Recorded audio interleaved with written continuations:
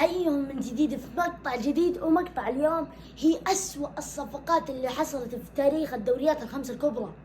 وأنا يوم أتكلم عن الدوريات الخمس الكبرى أكيد أضيف لهم الدوري السعودي. لمنير ديمبلي يهرب وحده، يهرب عثمان وجول، يهرب عثمان كيكولاتو يا عثمان، كيكولاتو. اعتمدت في هذه القائمة على 3 معايير. الأول هي الضجة اللي حصلت بسبب الصفقة، الثاني هي سعر الصفقة، الثالث هو رأيي الشخصي. الفريق الأول هو فريق برشلونة اللي جاب أنطوان غريزمان من أتلتيكو مدريد إلى برشلونة بسعر يتجاوز 100 مليون يورو. يوزع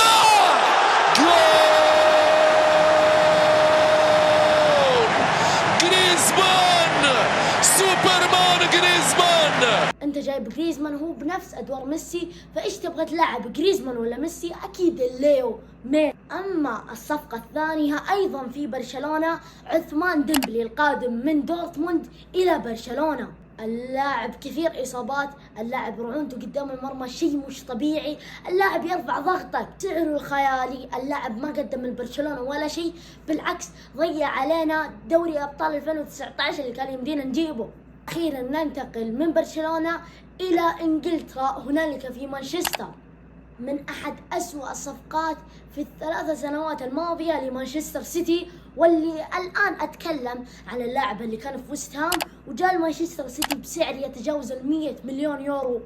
جريليش صراحة موسمه الأول كان جدا سيء، اللاعب ما قدم ولا شيء لمانشستر سيتي، ولكن في الموسم الماضي قدم شيء يعني يشفع له شوي. لاعب تديه 30 مليون يورو بدل ما تديها جوتا.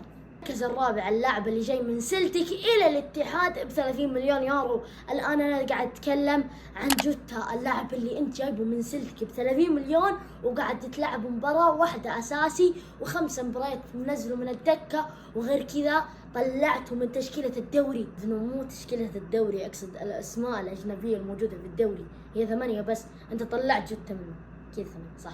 كذا منك اللايك والاشتراك، لأنه ما بقى لنا شيء على 100 مليون متابع، بس 900 مليون و99 ألف إن شاء الله سهلة يعني. اللاعب الأول اللاعب المعروف، اللاعب الممتاز اللي خرب نفسه بانتقال واحد، قاعد أتكلم عن إيدن هازارد من تشيلسي إلى ريال مدريد، وكان وقتها هازارد في أحسن مستوياته. اللاعب يوم راح ريال مدريد اللاعب بدأ يكثر برجر، اللاعب بدأ يكثر إصابات، اللاعب أنهى مسيرته بأسوأ نهاية في التاريخ. وللمعلومية هازارد استمر في ريال مدريد إلى 2024 وكان يندفع له راتب من الأعلى في العالم. في هذه السنة هازارد قرر يدور له نادي وما حصل نادي، وانا سمعت في اخبار تقول لك انه هازارد اعتزل رسميا. اللاعب اللي بعده اللاعب اللي جاء النصر في شتوية 2022، قاعد تتكلم عن جوناثان.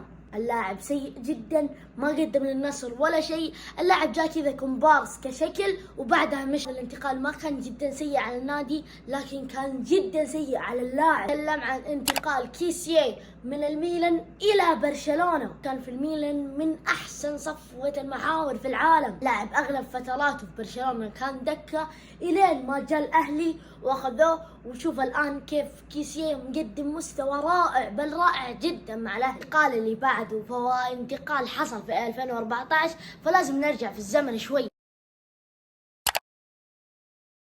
انتقل ريال مدريد إلى النهاية. صراحة الرجعة في الزمن هي تويست بسيط، بس أحس إنها كانت حلوة. أعطوني رأيكم. كنا جديرين بالذكر، فأنا حاب أضيف جواو كانسيلو من السيتي إلى البايرن، وحاب أضيف بيريرا، وحاب أضيف هيلدر كوستا، وحاب أضيف أيضا منفس ديباي اللي كان مع اليونايتد، والصفقة اللي اندفع عليها أكثر من 1,000,000 يورو اللي هي صفقة كوتينهو من ليفربول إلى برشلونة ب160 مليون يورو. راتبه العالي، اللاعب نفس سبب فشل غريزمان. عندك ميسي، فأنا ماني فاهم أنت ليش جايب كوتينهو إذا أنت ما راح تلعبه على ميسي، وليش جايبه أصلا؟ لأنه مستحيل أي لاعب يلعب فوق ميسي. صراحة في صفقات كثير أنا ما ذكرتها، لكن بخليها الجزء الثاني في مقطع ثاني إن شاء الله. ولا تنسون اللايك والاشتراك، ونشوف